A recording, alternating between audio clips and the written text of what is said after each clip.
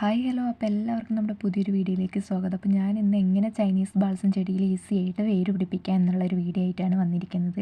അപ്പോൾ എൻ്റെ ഉള്ളൊരു ചെടിയിൽ വേര് പിടിച്ചത് ഞാൻ നിങ്ങൾക്ക് കാണിച്ചു തരാം കേട്ടോ ഫസ്റ്റ്.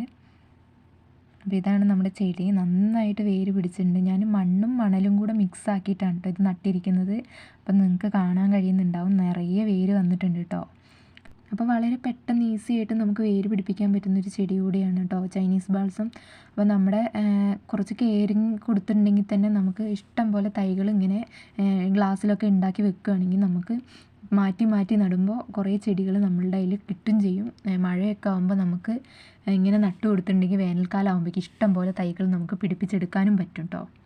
അപ്പോൾ നമുക്കിതെങ്ങനെ നടുന്നതെന്ന് നോക്കാം, എങ്ങനെ പെട്ടെന്ന് വേര് പിടിപ്പിക്കാമെന്ന് നോക്കാം.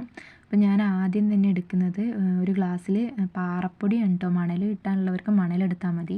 ഇതിപ്പോൾ ഞാൻ മണ്ണും മണലും കൂടെ നിറച്ചതാണ്. ഇപ്പോൾ ഇത് ഞാൻ പാറപ്പൊടിയാണ് കേട്ടോ എടുക്കുന്നത്, കാരണം മണൽ കിട്ടാനില്ലാത്തത് കൊണ്ട് പാറപ്പൊടി എടുത്ത് കുറച്ച് വെള്ളം ഒഴിച്ചിട്ടാണ് കേട്ടോ നടുന്നത്.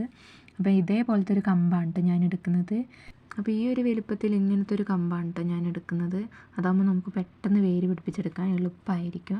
അപ്പോൾ നമുക്കിതെങ്ങനെ നടുന്നേ നോക്കാം. അപ്പോൾ നമ്മുടെ ചെടികളിൽ ഇങ്ങനെ മുട്ടുകളുണ്ടാവും കേട്ടോ. അപ്പോൾ അതില്ല കമ്പ് എടുക്കാൻ പ്രത്യേകം ശ്രദ്ധിക്കണം. എല്ലാത്തിലും ഉണ്ടാവും, പക്ഷേ ചിലതിന് നല്ല നീളം കൂടിയതൊക്കെ ആയിരിക്കും. അപ്പോൾ നമ്മൾ ചെറിയ ചെറിയ ഇടവുള്ള മുട്ടുകളുള്ള കമ്പുകൾ വേണം എടുക്കാൻ. എന്നിട്ട് നമുക്ക് നന്നായിട്ട് മണലിലേക്ക് ഇറക്കി വെക്കാം കേട്ടോ. നമ്മൾ സൺഷെയ്ഡിൻ്റെ ചോട്ടിൽ എവിടെയെങ്കിലും കൊണ്ടുവെക്കണം. ഇപ്പോൾ മഴക്കാലം ആയതുകൊണ്ട് തന്നെ പെട്ടെന്ന് നമുക്ക് വേര് പിടിച്ച് കിട്ടുകയും ചെയ്യും കേട്ടോ.